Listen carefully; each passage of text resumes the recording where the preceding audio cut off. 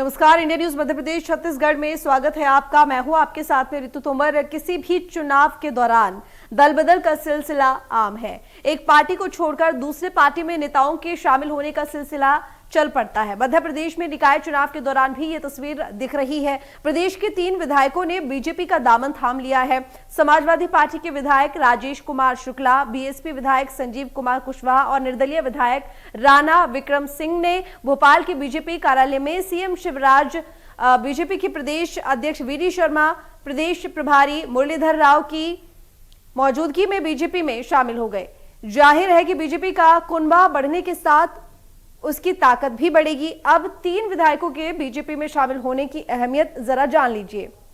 इसके जरिए बीजेपी एक तीर से 2 नहीं बल्कि 3 निशाने साध रही है। निकाय चुनाव के साथ विधानसभा चुनाव में तो पार्टी को मजबूती मिलेगी ही, लेकिन मौजूदा वक्त में सबसे अहम है राष्ट्रपति चुनाव। 3 विधायकों के बीजेपी में शामिल होने से प्रदेश से राष्ट्रपति चुनाव के लिए बीजेपी समर्थित वोट वैल्यू बढ़ जाएगी। 3 नए विधायकों से पहले बड़वाह के कांग्रेस विधायक सचिन बिरला भी बीजेपी में शामिल हो चुके हैं। निर्दलीय विधायक प्रदीप जायसवाल भी पहले ही बीजेपी के साथ आ चुके हैं। अब प्रदेश में बचे 2 निर्दलीय विधायक और एक बीएसपी विधायक बीजेपी के टारगेट पर हैं। इनमें एक निर्दलीय विधायक सुरेंद्र सिंह शेरा और दूसरे केदार भाई डावर हैं, जबकि विधायक में बीएसपी की रामबाई पथरिया है। यानी बीजेपी विधायकों को अपने पाले में कर राष्ट्रपति चुनाव के लिए अपनी ताकत पहले ही बढ़ा लेना चाहती है, ताकि किसी तरह की अगर बगर की गुंजाइश बाकी ना रह जाए। साथ ही इससे ये संदेश भी देना चाहती है कि राष्ट्रपति चुनाव को लेकर विपक्ष में बिखराव हो रहा है, क्योंकि जब विपक्ष के विधायकों की ताकत ही घट जाएगी तो फिर उसके लिए राष्ट्रपति चुनाव की राह मुश्किल हो जाएगी। इसी मुद्दे पर आज हम चर्चा करेंगे। हमारे साथ मेहमानों का एक खास पैनल भी जुड़ेगा, लेकिन उससे पहले सुनिए 3 विधायकों के बीजेपी में शामिल होने पर किसने क्या कुछ कहा। माननीय प्रधानमंत्री जी के नेतृत्व में देश आगे बढ़ रहा है। हमारे राष्ट्रीय अध्यक्ष आदरणीय नड्डा जी के नेतृत्व में भारतीय जनता पार्टी आज दुनिया की सबसे बड़ी पार्टी है और लगातार विस्तार हो रहा है। मध्य प्रदेश में भी वीडी शर्मा जी हमारे अध्यक्ष जी के नेतृत्व में लगातार पार्टी का विस्तार बूथ स्तर पर, चाहे बूथ विस्तार कार्यक्रम हो या समाज के सब वर्गों में जाना हो, पार्टी लगातार बढ़ रही है। मुरलीधर जी का कुशल मार्गदर्शन हमको मिलता है। आज हम सब के लिए बहुत संतोष और प्रसन्नता की बात है कि हमारे 3 मित्र विधायक साथी आज भारतीय जनता पार्टी परिवार से जुड़े हैं। वक्त हमारे साथ मौजूद है। सर, एक नगरीय निकाय चुनाव के पहले बड़ा दाव, एक बड़ी खुशखबरी कह सकते हैं। 3 विधायक भारतीय जनता पार्टी के परिवार में तीनों सम्मानीय विधायकों का जो अपने अपने क्षेत्र के ताकत में नेता, उनका स्वागत है, अभिनंदन है। भारतीय जनता पार्टी के माननीय प्रधानमंत्री, माननीय मुख्यमंत्री, हमारे राष्ट्रीय अध्यक्ष जेपी नड्डा जी का कुशल नेतृत्व है, इसलिए आज भारतीय जनता पार्टी में हमारे तीनों सम्मानीय विधायक सम्मिलित हुए, मैं उनका स्वागत करता हूं। और भी क्या विधायक? भारतीय जनता पार्टी अपने काम में सतत लगी रहती है, हम प्रयास नहीं करते।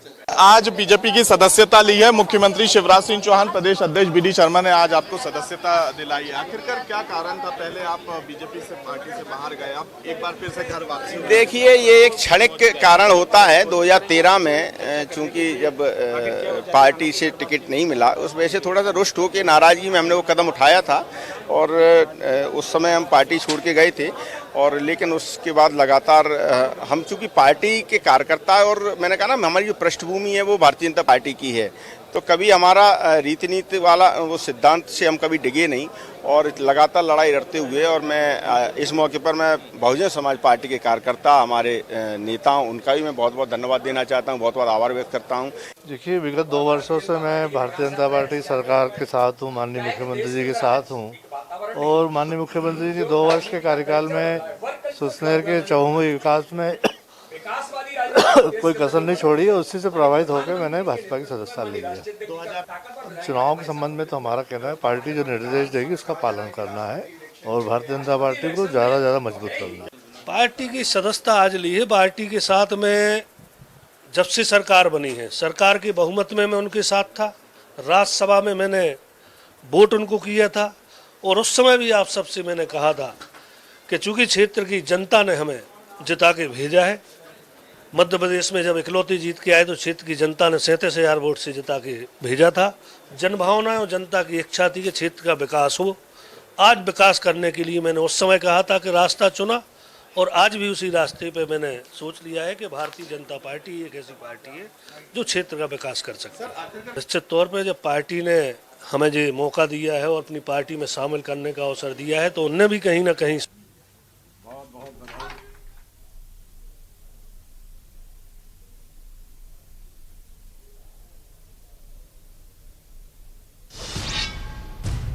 चलिए चर्चा की शुरुआत करेंगे। योगेश गुप्ता हमारे साथ जुड़े हुए हैं, कांग्रेस नेता हैं। योगेश गुप्ता, स्वागत है आपका इंडिया न्यूज मध्य प्रदेश छत्तीसगढ़ पर योगेश जी।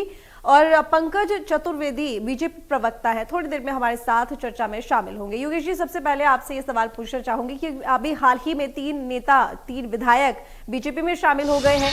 अब बीजेपी ना सिर्फ इनका जो फायदा है कहीं ना कहीं देखिए ना सिर्फ निकाय चुनावों में होगा, बल्कि यहाँ पर अगर विधायकी में देखें तो उसमें भी फायदा है, राष्ट्रपति चुनाव आने वाले हैं उसमें भी फायदा है। किस तरीके से देखते हैं आप योगेश जी? देखिए रितु जी, निर्दलीय विधायकों का समर्थन जब कांग्रेस पार्टी की सरकार थी 15 माह की, तब माननीय कमलनाथ जी के साथ था। तख्ता पलट हुआ, अलोकतांत्रिक तरीके से सरकार गिराई गई। उसके बाद निर्दलीय विधायकों ने अपना समर्थन शिवराज सरकार को दिया। ये उन्होंने अभी अपने आप ही की रिपोर्टिंग में दिखाए गए अभिकथन में स्वीकार भी किया है। तो ये जो एसपी से एक विधायक है, एक बीएसपी से है और एक निर्दलीय है, इन लोगों को अपने क्षेत्र की विकास को लेकर सरकार के पाले में जाना उचित लगता है कि हमारे क्षेत्र का विकास होगा। इनमें से एक विधायक पूर्व भारतीय जनता पार्टी के नेता रह चुके हैं, उन्होंने भी ये स्वीकार किया। तो अवसरवादिता के आधार पर जो लोग राजनीति करते हैं उनका जनाधार ज्यादा दिनों तक जीवित नहीं रह पाता है। आज की डेट में भारतीय जनता पार्टी का मूल कार्यकर्ता पदाधिकारी जो पुराने लोग हैं वो उपेक्षित महसूस कर रहे हैं। नए लोगों के आने से इनके जो मूल कार्यकर्ता पदाधिकारी उनके बीच में खलबली है।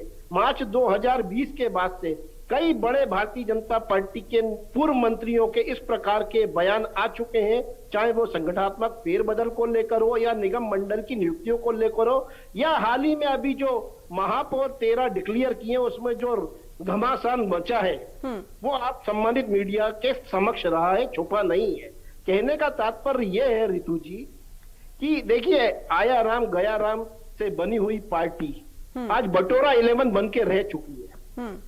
मिशन 2023 में यही बटोरा 11 के लिए सरदर्दी साबित होने वाली है। ठीक उसी प्रकार जिस प्रकार अभी महापौर और नगर निगम मंडलों के चुनाव में टिकट वितरण को लेकर हो रही है, किस प्रकार ये अपने मूल नेताओं को समायोजित कर रही है, किस प्रकार इन बटोरा 11 में लोग आए हुए जो अवसरवादिता की राजनीति अति महत्वाकांक्षा के चलते जिन्होंने अपना दीन ईमान बेचा उनको एडजस्ट करेंगे। तो कांग्रेस पार्टी अपनी रीति नीति के अनुरूप कार्य करती है, उसकी एक विचारधारा, उस विचारधारा के आधार पर हम हर चुनाव में जाते हैं और इनके जाने या नहीं जाने से कांग्रेस पार्टी को फर्क इसलिए नहीं पड़ेगा। देखिए राष्ट्रपति जी का जो चुनाव होना है वो विधायक और सांसदों के वोटों के आधार पर होता है, और ये जो लोकतंत्र है हमारा, इसमें जो गिनती है वो महत्वपूर्ण होती है। उस हिसाब से बीजेपी को अभी फौरी तौर पर फायदा अवश्य नजर आता है, मगर इन 3 विधायकों के जाने से कांग्रेस पार्टी को कोई फर्क इसलिए नहीं पड़ रहा क्योंकि भारतीय जनता पार्टी अपने मूल नेताओं को नहीं रोक पा रही है। देखिए ना, जयंत मलैया जी के बेटे ने कल ही भारतीय जनता पार्टी छोड़ दी, 1.5-2 साल से उपेक्षित चल रहे थे। जो इनके पूर्व वित्त मंत्री रहे जयंत मलैया जी, 10 साल लगभग वो वित्त मंत्रालय का कार्यभार संभालने के बाद आज अपने आप को उपेक्षित महसूस कर रहा है उनका परिवार। इसी प्रकार तमाम कई नेता हैं भारतीय जनता पार्टी के जो माननीय कमलनाथ जी के संपर्क में। देखिए आगे आगे 2023 में कितने लोग बीजेपी छोड़कर कांग्रेस में आने वाले। वो बात तो ठीक है। चलिए योगेश जी की आगे जाके दूरदर्शिता की अगर बात करें तो आपने सही कहा कि अभी भले ही यहाँ पर कहीं ना कहीं संख्या ज्यादा हो जाए, संख्या बल ज्यादा हो जाए, लेकिन जब चुनाव होंगे तब जाहिर है कि सिर्फ टव्वल तो होगा, क्योंकि उम्मीद से ज्यादा जब लोग होते हैं, जरूरत से ज्यादा जब लोग होते हैं तो दिक्कत होती है टिकट बांटने में। लेकिन देखिए फिलहाल अगर देखें तो फौरी तौर पर जिस तरीके से जरूरत है तो उसमें तो फायदा ही है ना योगेश जी, उसमें नुकसान थोड़ी है कोई किसी तरह का। नहीं, मैंने अभी कहा ना कि फौरी तौर पर बीजेपी को फायदा है। नहीं तो आपके लेकिन लिए तो एक बाद बहुत में- बड़ी चुनौती हो जाती है ना योगेश जी, देखिए, बीजेपी इसके के बाद फायदे में की दो- बात नहीं है ना, कांग्रेस के नुकसान की भी तो बात है। कांग्रेस को नुकसान इसमें कहां से नजर आ रहा है? आप बताइए ना, जब कांग्रेस की सरकार थी तो या ये बताइए 6 लोग, राष्ट्रपति 7 लोग- चुनाव 7 में लोग अगर माननीय देखेंगे कमलनाथ जी विपक्षी के साथ कमजोर थे। होगा तो किसको नुकसान होगा योगेश जी? विपक्ष का राष्ट्रपति मजबूत चुनाव- होना जरूरी है ना। ये बहुत जरूरी है, लेकिन विपक्ष का मजबूत रहना ये बहुत विपक्ष ही जरूरी है ना, लेकिन- जो बीएसपी, समाजवादी, निर्दलीय जो विधायक हैं जो इसमें शामिल हो रहे हैं, ये विपक्ष में ही है ना। अगर ये विपक्ष में रहते तो मजबूत रहता विपक्ष। नहीं, देखिए ऋतु जी, मुझे बोलने दीजिए, आपसे निवेदन है। विपक्ष में रहते हुए अगर ये अपनी राजनीति करते तो निश्चित रूप से अगले चुनाव में भी जनता इनको अपना जनादेश दे सकती थी, मगर अपनी महत्वाकांक्षा, लालच के चलते और स्वार्थ सिद्धि के चलते जो इन्होंने जनादेश का अपमान किया है ना, निश्चित रूप से 2023 में जनता इनको स्वीकार नहीं करने वाली है। पहली बात तो बीजेपी इनको कैसे सामंजस्य करेगी, टिकट देगी नहीं देगी, ये एक दूर का प्रश्न है। अगर टिकट मिल भी गया तो इनको वहां की जनता स्वीकार करने नहीं वाली है, क्योंकि उन्होंने वो वोट भारतीय जनता पार्टी के खिलाफ दिया था। इन लोग शिवराज जी के 17 साल के कुशासन के खिलाफ दिया था वो, उस वोट का अपमान किया है इन्होंने। तो निश्चित रूप से आने वाले 2000 अभी फौरी तौर पर इन लोगों को भी फायदा हो जाएगा 2023 तक, लेकिन 23 में इनको नुकसान उठाना है। जहां नफा होता है वहां नुकसान भी है। न्यूटन का 3rd लॉ है, प्रत्येक क्रिया की विपरीत प्रतिक्रिया होती है। तो देखिएगा आप आगे आगे इसके रिजल्ट निकल कर आएंगे सामने। बिल्कुल ठीक है योगेश जी, लेकिन देखिए अभी निकाय चुनाव हैं मध्य प्रदेश में, अब ये विधायक जिस क्षेत्र से हैं, जाहिर है कि वहां पर इनका असर भी होगा, इनका प्रभाव भी होगा। और जिस तरीके से कांग्रेस ने अपने विधायकों को ही इस निकाय चुनाव में उतारा है, तो जाहिर है कि इन विधायकों का भी प्रभाव पड़ेगा निकाय चुनावों पर। देखिए, इसमें ऋतु जी 2 सवाल उठते हैं। एक तो भारतीय जनता पार्टी अपनी पीठ थपथपा रही थी कि माननीय सिंधिया जी के आने से ग्वालियर चंबल संभाग में बीजेपी मजबूत हो गई। दूसरी तरफ आज इनके बीडी शर्मा जी अध्यक्ष जो है वो स्वयं स्वीकार करके ग्वालियर चंबल संभाग में इन दोनों नेताओं के आने से और बुंदेलखंड में हमको बल मिलेगा। तो वो बयान सही था क्या? सिंधिया जी से इनको बल नहीं मिल रहा था? अभी 2 दिन पहले हमने देखा नरेंद्र सिंह तोमर जी ग्वालियर महापौर की टिकट को लेकर किस प्रकार नाराज होकर गए। सिंधिया जी की तो राजनीति का आधार ही ब्लैकमेलिंग है। तो सिंधिया जी तो इनसे संभाले नहीं संभल रहे हैं और नए लोगों को ये जोड़ते जा रहे हैं। तो ये मेरा कहने का तात्पर्य है कि सुर फुटबॉल भारतीय जनता पार्टी में शुरू हो चुका है मार्च 2020 के बाद से, और गुटों में बटी हुई भारतीय जनता पार्टी समय समय पर स्पष्ट नजर आती है। बिल्कुल ठीक है योगेश जी, ये आपने ठीक कहा यहाँ पर। लेकिन देखिए फिर भी चुनौती की अगर बात करें तो वो तो खड़ी होती ही है, क्योंकि देखिए ना सिर्फ एक तरफ यहाँ पर बीजेपी का कुनबा बड़ा है, बल्कि अगर चुनौती के तौर पर देखें। हाँ जी, देखिए ऋतु जी, हर चुनाव में चुनौतियां तो होती हैं और कांग्रेस पार्टी राष्ट्रीय स्तर पर अपनी राजनीतिक प्रभाव रखती है। निश्चित रूप से जो लोग आज अपनी अति महत्वाकांक्षा के चलते अपने ईमान का सौदा कर इस प्रकार के फैसले ले रहे हैं, उनके लिए तो माननीय राहुल गांधी जी ने पिछले साल ही कह दिया था कि जो डर गया वो कांग्रेस से बाहर गया। ये लोग तो कांग्रेस के थे भी नहीं तीनों जन। हाँ, हमारी सरकार थी तब कमलनाथ जी के साथ थे 7 निर्दलीय विधायक। अब शिवराज जी हैं सरकार में तो उनके साथ हैं। इनकी कुछ राजनीतिक मजबूरियां होती हैं। फिर भारतीय जनता पार्टी का राजनीति करने का आधार दबाव की राजनीति, ईडी, आईटी, ये सारी ठीक है। चलिए योगेश जी, मैं लौटूंगी आपके पास। योगेश जी लौटूंगी आपके पास। अभय प्रताप सिंह बीजेपी के नेता हैं, हमारे साथ जुड़े हुए हैं। अभय जी स्वागत है आपका इंडिया न्यूज मध्य प्रदेश छत्तीसगढ़ पर। अभय जी देखिए जी, आपके साथ अभी 3 विधायक जुड़े हैं और योगेश जी का ये कहना है, कांग्रेस का ये कहना है कि चलिए अभी फौरी तौर पर भले ही इनके लिए फायदा है लेकिन आगे चल के नुकसान ही है, सिर्फ फुटबॉल होगा। देखिए, अभी मैं इनकी बात को सुन रहा था कि इनके साथ थे तो ये खुश थे। आज भारतीय जनता पार्टी की नीति सिद्धांत तो उनके नेतृत्व से प्रभावित होकर ये तीनों विधायक बीएसपी से, समाजवादी पार्टी से और निर्दलीय से आए हैं और तीनों अलग अलग क्षेत्रों से आते हैं। चंबल से आते हैं, बुंदेलखंड से आते हैं, मालवा से आते हैं। तीनों का भारतीय जनता पार्टी में बहुत बहुत स्वागत है और भारतीय जनता पार्टी निश्चित ही इनके क्षेत्र में माननीय मुख्यमंत्री जी काम कर रहे थे, ये जनता के प्रति खरे उतर रहे थे, इसलिए उन्होंने प्रभावित होकर भारतीय जनता पार्टी को ज्वाइन किया है। ये आए हैं तो इसलिए कांग्रेस को इसलिए दर्द होगा क्योंकि भारतीय जनता पार्टी में लगातार लोगों का प्रवेश हो रहा है, क्योंकि लोकतंत्र में बहुमत का एक अपना अलग स्थान है। भारतीय जनता पार्टी में राष्ट्रवादी पार्टी है।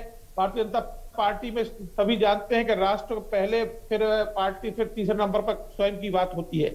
इसलिए कार्यकर्ता जो भारतीय जनता पार्टी में आता है उसकी नीति, इनके सिद्धांतों को भली भांति जानता है। संजीव कुशवाहा जी भिंड के विधायक है, पार्टी के पुराने कार्यकर्ता थे, वापस आए हैं।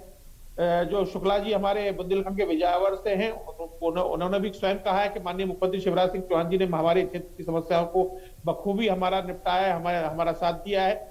इसी तरह से विक्रम सिंह राणा जी भी जो सुसनेर से आए, उन्होंने भी यही कहा है कि 15 महीने की कांग्रेस सरकार को भी हमने देख लिया था और अब माननीय शिवराज जी की, लेकिन ये तीनों लोग उनके सरकार के दौरान कांग्रेस में प्रवेश नहीं किया उन्होंने, लेकिन उन्होंने कांग्रेस की जगह भारतीय जनता पार्टी को चुना क्योंकि भारतीय जनता पार्टी में उन्हें अपना भविष्य या जनता के लिए ज्यादा काम किए जाने के, जो उन्होंने देखा कि मुख्यमंत्री ज्यादा यहाँ जनता की सेवा करते हैं, उससे प्रभावित होकर माननीय बीडी शर्मा जी, प्रदेश अध्यक्ष जी की नीतियों से वो भारतीय जनता पार्टी में आए हैं। अभय जी, कांग्रेस का ये कहना, योगेश जी तो खासकर ये बात कह रहे हैं कि ये तो राजनीतिक दबाव है, जिस तरीके से देखा जा रहा है आजकल एजेंसियों का उपयोग कर रही है सरकार, इसी वजह से दबाव के कारण ये लोग बीजेपी के साथ जुड़ जाते हैं।